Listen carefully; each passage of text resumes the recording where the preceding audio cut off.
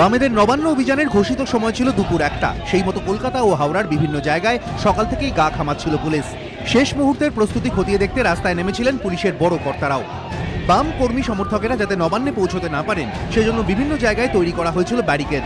সবার তখন নজর ছিল 5টি পয়েন্টের দিকে, যেখান দিয়ে বামেদের মিছিল শুরু হওয়ার কথা ছিল। এমন সময় শিরোনামে চলে আসে নবান্ন অভিযানের আগেই অভিযান। বেলা তখন 12টা 10।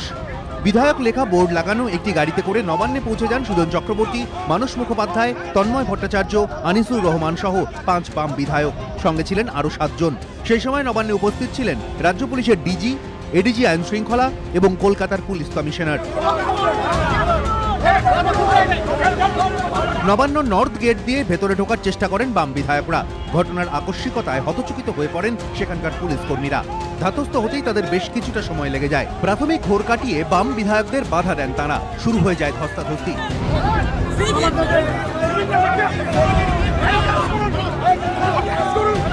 সুজনদের নবান্ন ঢোকার চেষ্টার খবর ছড়িয়ে পড়তেই প্রশাসনিক মহলে শোরগোল পড়ে যায়। পৌঁছে যায় পুলিশের বাড়তি বাহিনী। প্রিজন ভ্যানে তোলা হয় বাম বিধায়কদের। এরপর তাদের নিয়ে যাওয়া হয় শিবপুর পুলিশ লাইনে। একটি ঘরে কিছুক্ষণ বসিয়ে রাখা হয় তাদের, যদিও সেখান থেকে বাইরে বেরিয়ে পড়েন সুজনরা।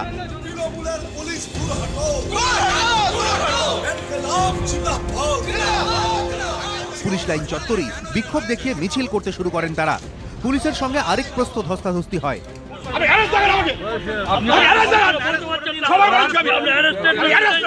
আমাদের গ্রেফতার করলে ওদের গ্রেফতার করার রাইট আছে।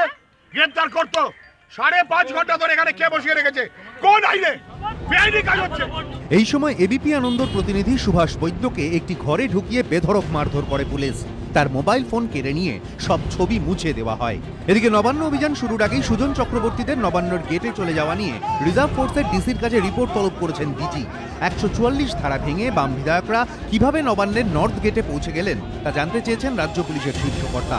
সুমন ভরাই ও সুভাষ বৈদ্য, এবিপি আনন্দ।